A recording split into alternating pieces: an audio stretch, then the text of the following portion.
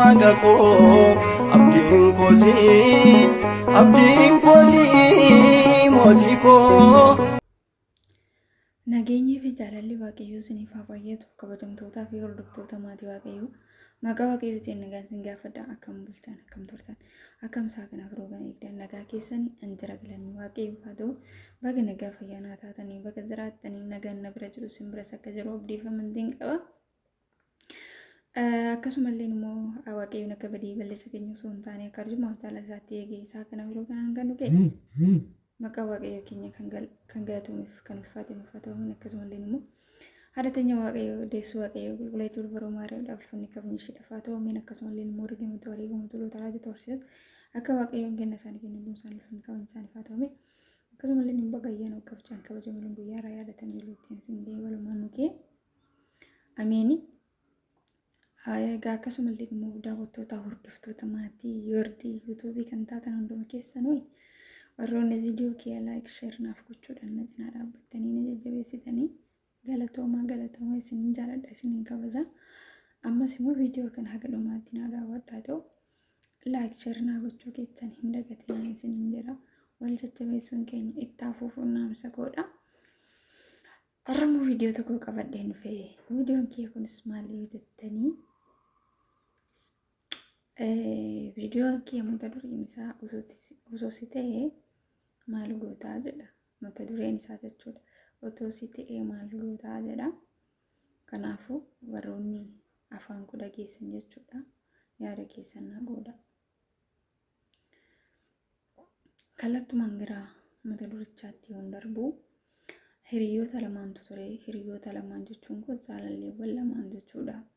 Hiriyoonni kun jalqaba jaalala ijoollummaatiin yeroo dheeraa waliin turanii baay'ee wal jaalatu, baay'eellee wal kabaju, waliif jiraanna jechaa turanii. Osuma kanaan jiran xiqqoo haalli jireenyaa akkuma beeknu kana rakkisaadha. Ijoolleen baay'een jireenya biyya ormaa keessa jiraachaa jirran umarraan jalqabee jechuudha. Innaa walii galanii ishiin gara biyya ormaa kana dhuftee akka hojjettu walii galanii. Sanaan booddee isheenis gara biyya ormaa kana ni dhuftee jireenya gargarii jalqabanii. Isheenis gara jireenya biyya ormaa gara hojii innis immoo hojjetti wanta isa fayyadu nan hojjedha jedhanii walii galanii gargar ba'anii osuma kanaan jiranu inni onlaayiniif fayyadama jechuudha. Silkii qaba jechuudha jalqabumaa. Ishiin garuu dhufnaan madaamni ishii daftee fi hin beekne.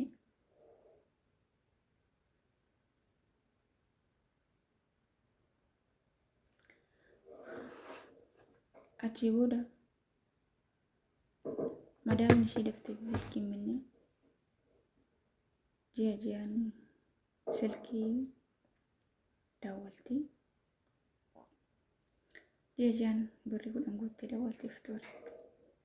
Achumaan booda osuma kanaan jiranuu ji'aan birrii 10 guuttee yoo daawwaltuu fi isatti daawwalti, isaaf daawwalti, maatirra jechuudha. Isaaf daawwalti cuma ji'aanuu jechuudha. Sanaan booda dhuma akkas jiranuu hiriyaan ishee kun hiriyaa biraa baasee yookiin immoo jaalallee biraa baasee dhokseetu jechuudha. Dhoksee hiriyaa biraa baase. Innaa hiriyaa biraa baasuu ishiitti himne ittis hin jijjiiramne. Sana booddee isheenis immoo osuma kanaan jiranuu silkii bitatte. Silkii bitattee onlaayinii fayyadamuu jalqabde. Onlaayinii fayyadamuu jalqabde. Immoos feesbuukiis wanta hundumaa fayyadamuu jalqabde. Sanii booddee hiriyaan ishee kun immoo hiriyaan achii booda mucayyoon takka akka carraa taate waa ishee kana hin dhageeche. Mucayyoon tun immoo mucayyoo hiriyaan ishee jaalate saniif hiriyaa turte. Sanii booddee maqaa FB mucayyoo tanaan gaafattee dhuftee gara FB'tiin dubbiste nagaa gaafattee. Sanii booda suuraa hiriyaa ishee kanaa irratti argite jechuudha. Suuraa hiriyaa ishee kanaa irratti argite. Sanii booda mucaan kufsiif maal ta'a jettee gaafatte. Jaalalleen isaa sun immoo hin beeku maaliif na gaafattee jettee gaafatteef jalqabaaf jechuudha. Achii booddee dhugaa jiru natti himi. Dhugaa jiru baruuf hin dhufe waan ta'eefu dhugaa jiru natti himi jettee gaafatte. Sanaan booddee ishiinis immoo dhugaa jiru itti himte. Hiriyaa kiyyaa jaalallee kiyyaa maaliif na gaafattee jettee gaafatte intala kana. Achii booddee intalli kun immoo akkas jettee gaafatte. Hiriyaa kee kana hagam jaalattaa? Hagam amantaa? Hagam irratti of kettee jiraachaa jirtaa? Jettee gaafatte.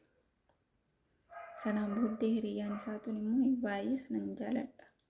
Baay'ees nan kabaja. Baay'ees nan amana. Ati garuu maaliif gaaffii akkasii na gaafattaa ittiin jettee deebiste. Achii booddee hiriyaan ishii tun immoo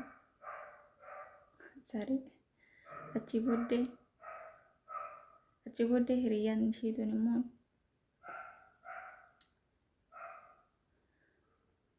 hiriyaan kee kun hiriyaa biraa baasee jira. Kan inni jaalatee jiru goddanyaa tiyyaa. Ani immoo rakkoo baay'eetu narra ga'ee darbee kanaafuu rakkoo ati argitu san akka argitu waan hin barbaanneef jecha kana sitti himaa jira. Ati obboleettii tiyyaa dubartii akka kiyyaati.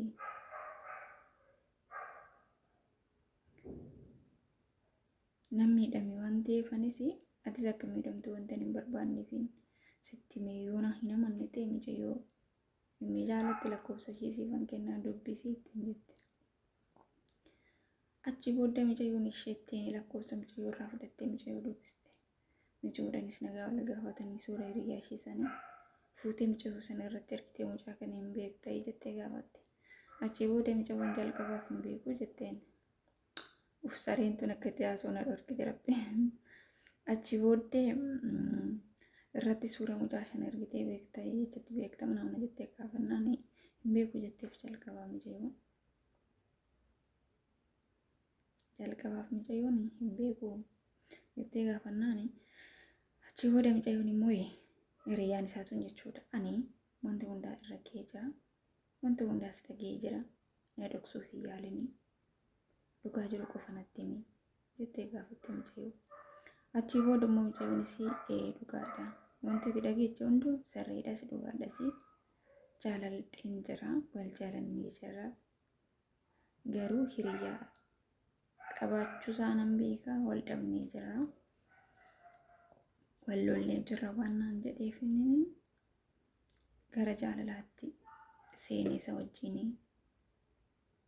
jettee mijayyootti himte. Jettee mijayyootti himnaan mijayyoon isumaan jenneen garuu baay'ee akka jaalattu fi akka baay'ee jaalatu mijayyoo qofatti himte. Achii booddee bakka mijayyoonis ati baay'eetti nama gaariidha. Namooti tokko tokko osoo ta'anii abbaa manaa kiyyan irratti jaalatte jedhanii gara feesbuuk irratti miidiyaa irratti poostii nama gochuun hin dhufa. Hiriyaa kiyyan irraa fudhatte jettee baay'ee aaruun tokko hin jira. Ati garuu hagam obsa yoo qabaattu kan akkasitti miira tasgabbaa'ee na gaafatte jetteeni. Mijayyoonis mijayyoo baay'ee wannu jette nama waan ta'eef hin dogongora. Ani miidiyoota yookiin miidiyaa adda addaa irratti sheer poostii isa gochuun nan fayyadu. Garuu maaliif akka dogongoree fi maaliif akka gara kee dhufu qofa irraa baruu waan hin barbaaduuf dhugaa kana sirraa argadhe jetteen. Achi booda hiriyyuma ishii kanarratti immoo mijayyoo kana suura mijayyoo tana ergite mijayyoon tun jechuudha hiriyyaan isaa tun. Achi booda hiriyyaa ishii kanaanii suura mijayyoo tana beektee hariiroon keessanoo maalidha eessatti beektaa jettee gaafatte. Achi booda waan hin dhageenyetti fakkaate jalqaba hin sobi. Ani hin beeku hiriyyaa nama biraati malee ani wanta ishee beeku tokko hin qabu jedhee gaafate. Achi booda mijayyoon immoo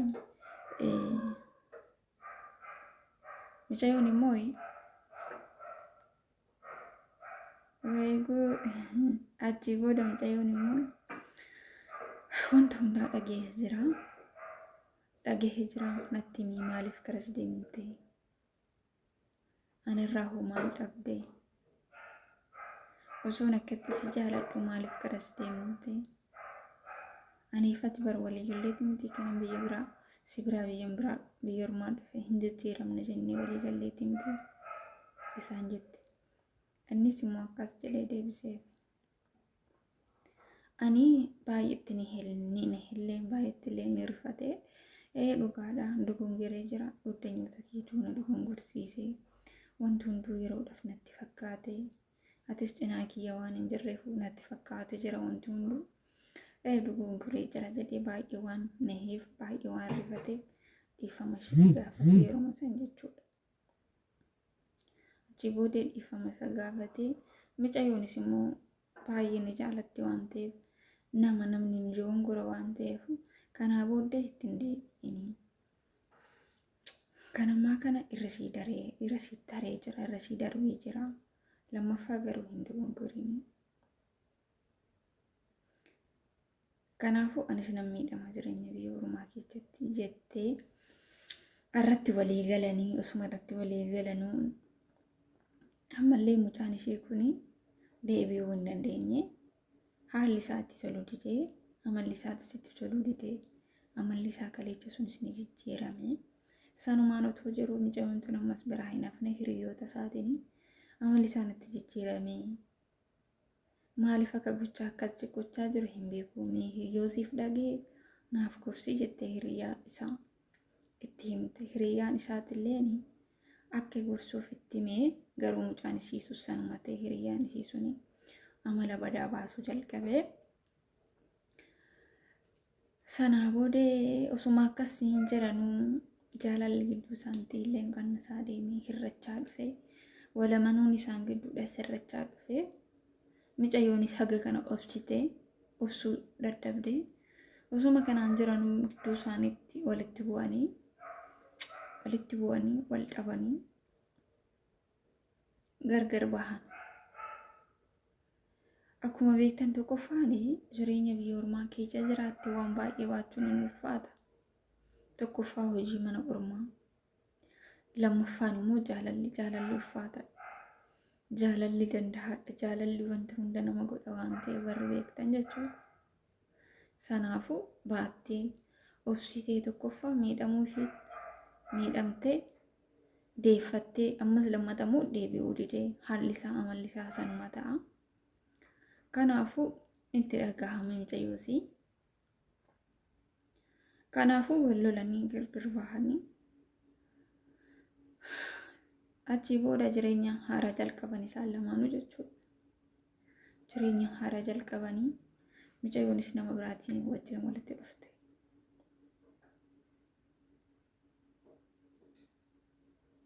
Mucayyoon nama biraa wajjin walitti dhufte. Hariiroo nama biraa wajjin nama haaraa wajjin jalqabdee bakka namni kun immoo mucayyoo sanaaf nama gaarii ta'e argame. Nama baay'ee gaarii ta'e argamee fi baay'ee yaada fi baay'ee hin gorsaa waan hundaan jajjabeessaa bakka kuftee ishii kaasee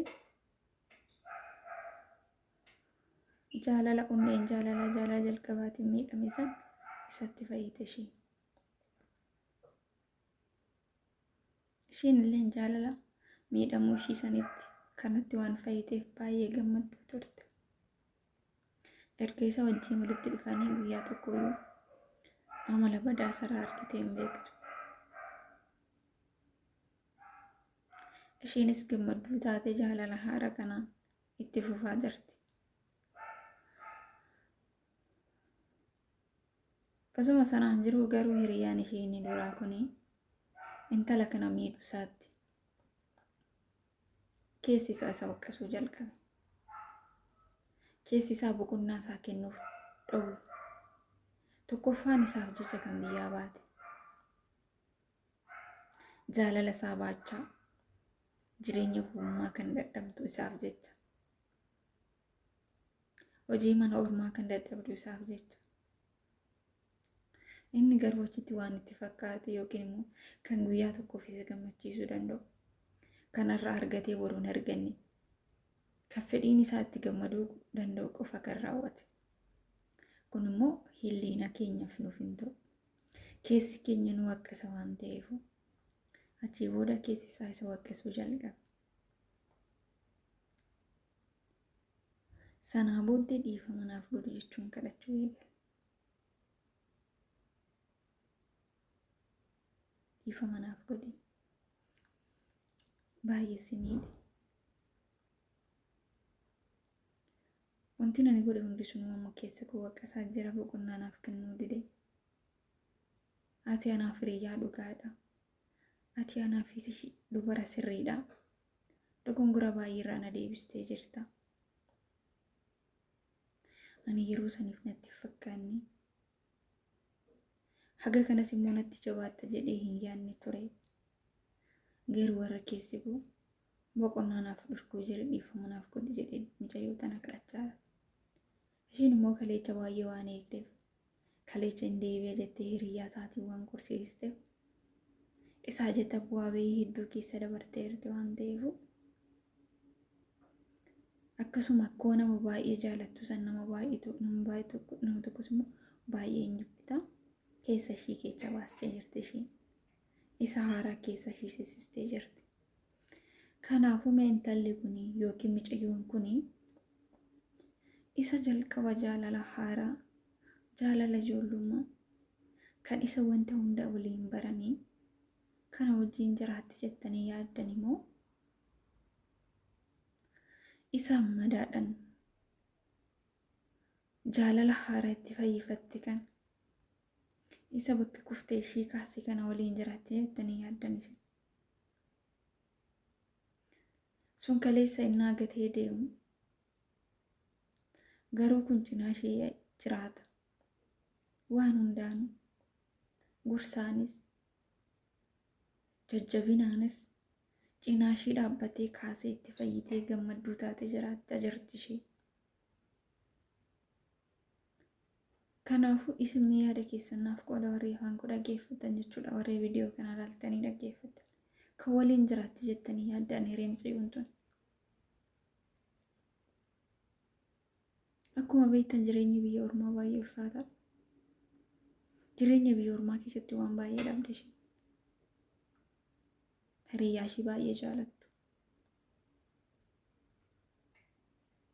Kanaafuu kan wajjin jiraattettanii yaaddan isin odoo sitee hoo maal goota? Ati odoo taate kan waliin jiraachuu barbaaddu yookiin immoo kan waliin jiraatti jettan isa jalqabaa saniif dhiifama gootee waliin jiraatti jettan immoo isa jaalalaan kuftee kan onneen ishii madaa'e fayyifatte onnee ishii jaalala haaraadhaan miira gammachuu ta'een kana wajjin dadhamaa jiran kana waliin deemti jettanii yaaddanii yaada keessanaaf qooda. Dogongora jecha keetiif maqaa waaqayyootiin na uffalchaa'ii. Warroonni viidiyoo kee dhaggeeffatan isiniin jaaladha, isiniin kabaja. Hunduma keessanuu guddanaaf galatoomna. Viidiyoo kee immoo laayik sheer naaf godhaa. Viidiyoo biraatiin hanga walitti deebinutti turtii gaarii nagaan waaqayyoo hunduma keessaniif manaaf kallattii jirtanitti isin waliin haa ta'u. Naaf jiraadhaa. Isiniin jaaladha, isiniin kabaja hunduma keessanuu. Waaqa koo abdiin koo si mootii koo.